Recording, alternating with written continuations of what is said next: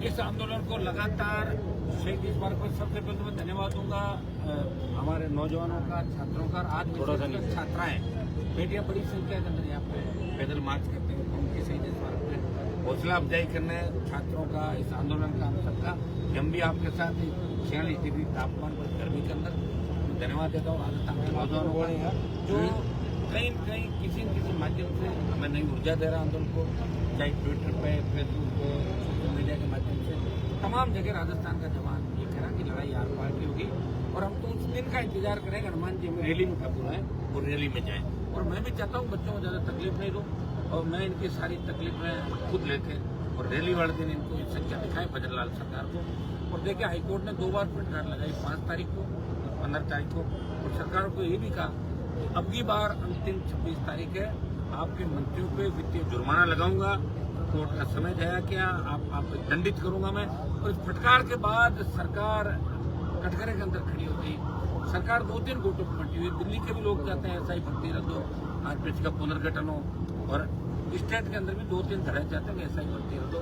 लेकिन कुछ लोगों की वजह से भजनलाल सरकार दबाव के अंदर है, कुछ ब्यूरोक्रेट, कुछ मंत्री जिनके बारे में मैंने आरोप लगाए, कुछ 100% सही आरोप लगाए, तो कानूनी कार्रवाई की बात कर रहे थे। मैं उसके लिए तैयार हूँ, वो कानूनी कार्रवाई मेरे बगैर में इंतजार कर रहा हूँ, नोटिस कब आएगा ये मैं देख रहा हूँ। और आज 17 तारीख है, 25 तारीख क्योंकि जयपुर के अंदर मैच भी होंगे, कल भी मैच है 24 को, 26 को, तो हमें सारी चीजें भी देखनी होगी।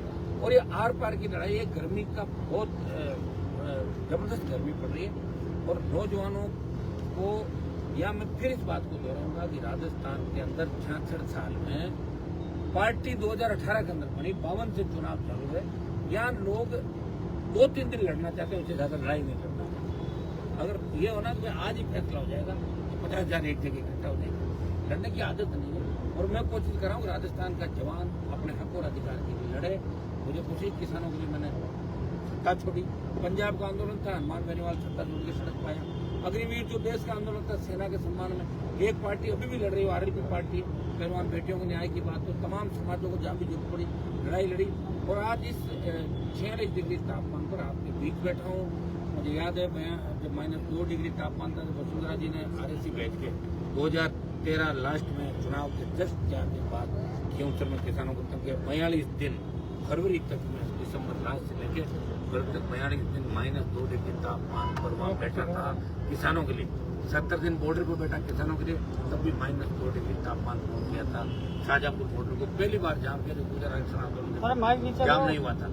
और अब मैं यहाँ बैठा हूँ गर्मी के अंदर, और मेरे हिसाब से कि आंदोलन कितना ही लंबा चले, आर पार की लड़ाई का ऐलान हमने कर लिया। मेरी एक आदत है, कोई बात पकड़ता नहीं हूँ और पकड़ लेता हूँ तो उस बात को छोड़ता नहीं हूँ, चाहे कितना ही लंबा समय लग जाए।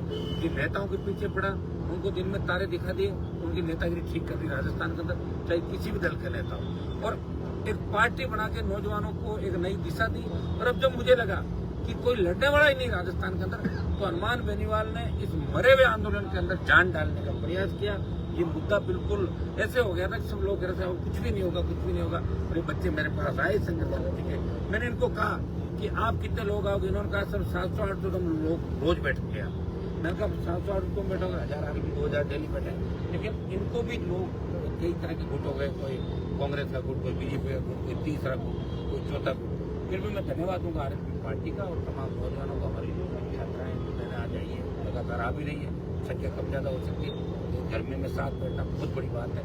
और कई तरह सरकार डराने का भी प्रयास करें तो घूमने लग जाएंगे, थोड़ा चेहरे खराब हो जाए, फिर भी आ रहे हैं। अब हमारा जो आंदोलन का अगला पड़ाव होगा वो 25 मई को 1 लाख जवानों की रैली हम जयपुर के अंदर करें, राजधानी के अंदर। 25 तारीख को 1 लाख जवान जयपुर, सीकर, दौसा, टोंक, झुंझुनू, चूरू, हनुमानगढ़, गंगानगर, बीकानेर, अजमेर, जोधपुर, बाड़मेर, तमाम जो भरतपुर इलाके, तमाम चित्तौड़, मेवाड़ से, कोटा डिवीजन से 1 लाख जवान यहाँ पे आएगा। और जब तक यहाँ से नहीं उठेगा, जब तक भजनलाल सरकार भर्ती रद्द करने की घोषणा नहीं करते, आरपीएससी के पुनर्गठन की घोषणा नहीं करते और दोबारा से ऐसी पुनरावृत्ति नहीं हो, इस बात की गारंटी नहीं दे रहे, तब तक नौजवान यहाँ से हिलेगा नहीं, उठेगा नहीं। और उसमें भी पार नहीं पड़ी तो प्रधानमंत्री का आवाज कहने के लिए दिल्ली की ओर करेंगे। आर पार की लड़ाई है, ये रुकने वाली लड़ाई है। जगह को प्रधानमंत्री नरेंद्र मोदी भी राजस्थान दौरे पे आ रहे हैं। हाँ, तो आज वो भी है। फिर राहुल गांधी का भी कोई कहना था उनका, उसके बाद मैं आता हूँ। तो आप हमेशा मुझे देखा होगा, पहले प्रधानमंत्री आते हैं, फिर वो आते हैं, उसके बाद RLP आती है। तो RLP आ जाएगी 25 तारीख को। संख्या भी आप देख लेना, जबरदस्त संख्या होगी हमारी। प्रधानमंत्री का तो खुद फौज ले आती है, सरकारी गाड़ियों जब्त कर लेते हैं जबरदस्त लोगों को डाल कर। जगह को लेके हमने 4-5 पॉइंट जो अंदर के जहाँ जहाँ जगह में खाली मिले, मानसरोवर भी हो सकता है, रामलीला भी हो सकता है, कोई दूसरा विद्याधर नगर भी हो सकता है, अंदर के जो हमारा आदर्श नगर भी हो सकता है, जहाँ हमें उचित जगह मिले, जहाँ पार्किंग की उचित व्यवस्था हो, शहर के लोग डिस्टर्ब नहीं हो, लोगों के आवाजाही पे किसी तरह का वो नहीं पड़े, लोग ये नहीं कि यार क्या रैली है, परेशान हो गए, ऐसा भी हम नहीं चाहते। और ये आर पार की लड़ाई का ऐलान है। और आर पार की लड़ाई में 25 तारीख को राजस्थान का नौजवान भजनलाल सरकार की ईंट से ईंट बजाते हैं। लड़ाई तो महाराजा सूरजमल देखिए, मैं हमेशा कहता हूँ, आज कुछ तोड़ मरोड़ के बाद में मुझे बड़ा बुरा लगता है। बच्चे पढ़े लिखे बच्चे हर बात को गलत में ले जाते हैं। मैं हमेशा कहता हूँ कि महाराजा सूरजमल अजय योद्धा थे, दिल्ली कब्जा किया और खूब लड़ाई उन्होंने, राणा प्रताप लड़ाई लड़ी, लेकिन जो लड़ाई लड़ेंगे उनकी तो मैं नाम लूंगा। अब राजस्थान का आज़ादी का आंदोलन के अंदर बंगाल, बिहार, हरियाणा, पंजाब, दिल्ली के नाम है, भगत सिंह पंजाब हुए, अब यहाँ नहीं हुए, तो मैं कैसे कह दूँ यहाँ पे? अब लोग सब आपने ऐसे कह दिया। मैंने इसलिए ऐसा कहा कि राजस्थान के लोगों की लड़ाई की आदत नहीं है, लड़ते हैं। अब मतलब 2 ही वीर हुए, महाराजा सूरजमल हुए, महाराणा प्रताप हुए। अब लोक देवता खूब है, ये पुरानी बात है। लोक देवता तो कितने सारे राजस्थान के अंदर, लोक देवता अलग है, लड़ाके अलग है, और पॉलिटिकल रूप से राजस्थान के लोग लड़ नहीं सकते। और कई जातियों ने कोशिश भी करी यहाँ लड़ने की। तो आप किसको फॉलो करें? मेरी बात सुनो, मैं तो फॉलो भगत सिंह को करता हूँ, महाराज सूरजमल को फॉलो करता हूँ, तमाम उन लड़ाकों को फॉलो करता हूँ जो लड़े इस राजस्थान में, मैं सबको फॉलो करता हूँ। लेकिन मैं मीडिया के माध्यम से कहना चाहूँगा कि आप अगर बात कोई रखें तो उस बात को पूरी तरीके से ढंग से रखें, ताकि बच्चे गलत दिशा की ओर नहीं जाए। ये भी अपने को ध्यान रखना। सोशल मीडिया वाले तो अब क्या करते हैं कि लोगों से कुछ काम तो होता नहीं है।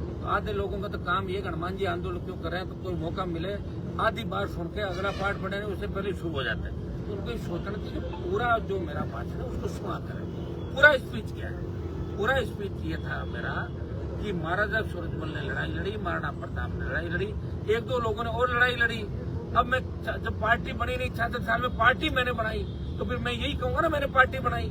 10 साल से ले अब भारतीय आदिवासी पार्टी बनी मेरे बाद, 29 तक मेरी पार्टी आगे चलेगी हम दोनों की। अब आगे कौन लड़ाई लड़ेगा? लड़ रहा हूँ सब इंस्पेक्टर की लड़ाई।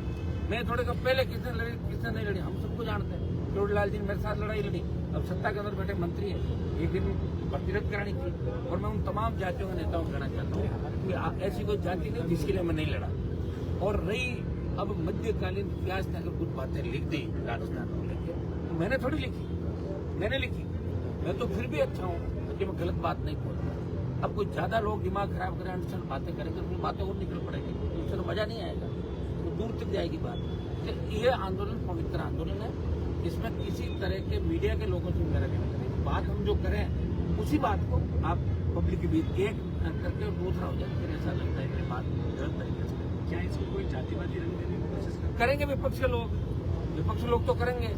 वो ये बात भूल गए कि जब घुंगरा के अंदर आंदोलन हुआ, घुंगरा के अंदर जब गैस त्रासदी हुई, हनुमान बेनीवाल थे पार्लियामेंट में, बाद लोग EWS के आरक्षण की बात हुई, जिसमें ब्राह्मण, बनिया, राजपूत, कायस्थ 2016 को जो दिसंबर में 5 लाख लोगों की रैली मैंने नागौर के अंदर करी थी, तो मैंने कहा आर्थिक आधार पे ब्राह्मण, राजपूत, बनिया, कायस्थ को भी आरक्षण मिलना चाहिए। वो वीडियो क्यों नहीं डाल रहे इस पे? वो डालो ना वीडियो। और मैंने किसी जाति के खिलाफ कुछ भी नहीं बोला। अगर मुगलों ने कई वैवाहिक संबंध स्थापित किए हैं, ये तो बहुत से नेता बोलते हैं।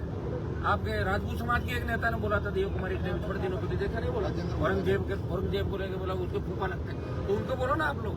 अरे यार फालतू की बात करते हैं हम। सारी व्यवस्था किसी तरह का हमारा कोई उसके अंदर ये नहीं है कि हम किसी जाति को टारगेट करें। लड़ने वाला को ही लड़ने वाला कहेंगे, और कोई लड़ने वाला नहीं है तो कितना ही सोशल मीडिया पे डाल दो, उसको लड़ने वाला नहीं कहेंगे। और कम से कम मैं तो नहीं कहूँगा सही को सही और गलत को गलत कहने वाला। अभी लड़ाका सिर्फ राजस्थान देख के मैं चाहता हूँ वो लड़ाका है। मैं तो चाहता हूँ सेकंड हमारी जो फौज है बच्चे तैयार हो। कांग्रेस बीजेपी के मंचों में तो जगह नहीं मिलती, और इस तरह जो राजस्थान के हालात हुए बाहर से आके लोग यहाँ रहने वाले CM बन गए, बाहर से आके पार्टियों में नेतागिरी कर रहे हैं, जाते हैं लोगों में दम नहीं। तो मैं तो ठीक है लोगों को चार्ज कराऊँ, नुकसान क्या कराऊँ, लगा रहा हूँ राजस्थान को। और जहाँ भी आवश्यकता किसी भी समाज को पड़ती है तो मैं सबसे पहले खड़ा, मैं समाज देख के थोड़ी कराऊँ। आप भी बताइए, जब इसके अंदर पद्मा का मामला आया, पद्मा की जाति से, दूसरे लोग की जाति से, क्या मैं ये देखूंगा ये मीणा है, गुजर है, जाट है, राजपूत है, यादव है, या मेघवाल है, ब्राह्मण है? मेरे सामने जो गलत होगा उसको गलत करूंगा, सही को सही।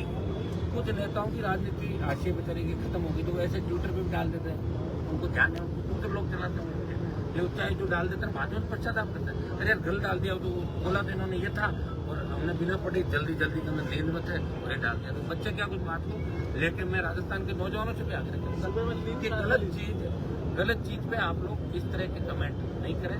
आप घरों से तो निकलते नहीं हो, खाली कमेंट करने से काम नहीं चलता। आप आओ मेरे साथ आंदोलन कर, मना कर रहा हूँ, तो सबका आंदोलन है, राजस्थान को बचाने का आंदोलन है। सब इंस्पेक्टर फर्जी तो हर जाति से बना है, हर जाति का नुकसान होगा जब रद्द होगा। जो निर्दोष है, जिन लोगों ने तैयारी की, उन हर जाति के लोग हैं। तो इसको बीजेपी के लोग जातीय रंग देना चाहते हैं। वो कभी भी आरएलपी और राजस्थान का नौजवान बर्दाश्त नहीं करेगा और ऐसी छोटी मोटी घटनाएं होती रहती हैं। लेकिन हम उन्हीं लोगों को लड़ाका देंगे वास्तव में लड़ाके थे, जो लड़ाके नहीं थे और जो पीठ दिखा के भाग गए, उनको कभी भी हम लड़ाका नहीं। ठीक है।